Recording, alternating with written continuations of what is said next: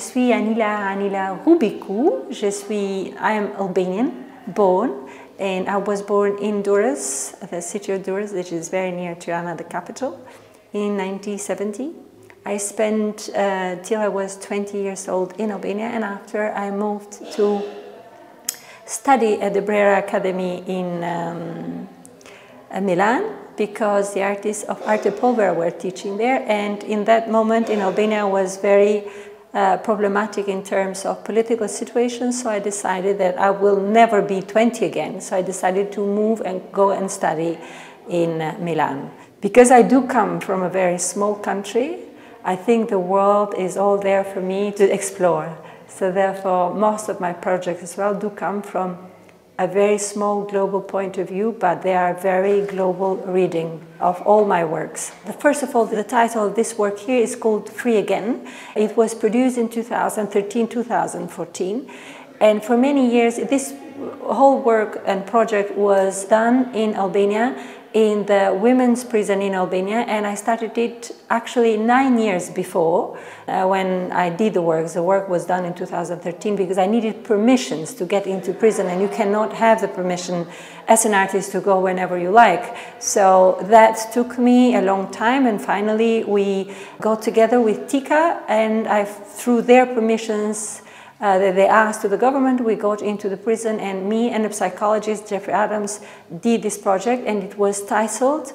Albania, Women, Justice and the Law. And the reason for this project is because a group of women, many women, started ending up in prison for a lot of violence that was on them, and the state and the police never helped them. So they killed their husbands, and I wanted to know how a country that before did have only political prisoners ended up and building prisons for women and ending up women in prison. So this project is not only about them, it's not about prisons, but it's about freedom and how important freedom is, and a country that family violence can be considered not a problem but is a family matter. In reality, is a problem that is huge because it is a poor country. It brings a lot of poverty, and nobody thinks of the children because the husband is dead. The woman and the wife ends up in prison. So what is the future for tomorrow?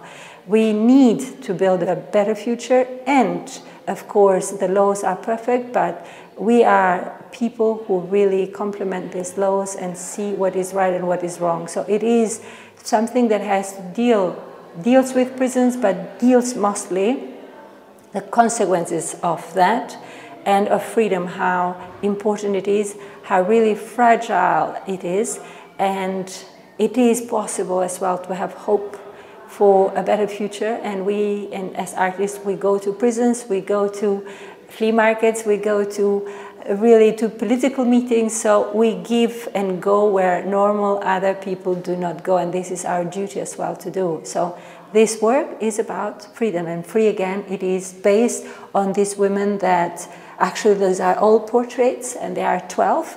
Thanks to this project, these women, after the end of this project, they were freed, and they now have the so-called normal life. What a normal life can be after prison, I do not know, but this doesn't happen only in Albania.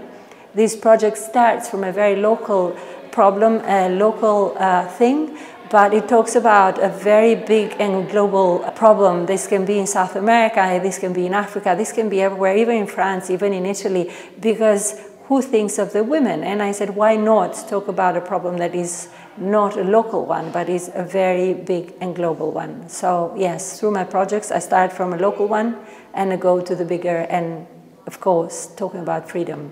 What can freedom be? What freedom is?